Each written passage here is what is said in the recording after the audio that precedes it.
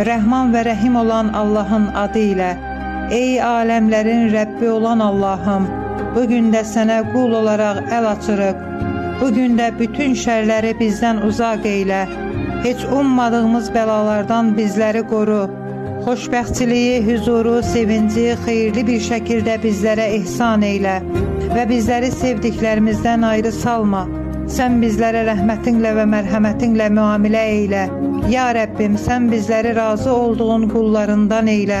Ey ruzi və hacət qapılarını açan Rəbbimiz, biz qullarına ruzi və fəzilət qapılarını aç, bəlalardan bizləri qoru, bütün xəstəlik və mərəzləri üstümüzdən götür, dünya və axirətdə qarşılaşacağımız müsibətlərin hamısını bizdən uzaqlaşdır.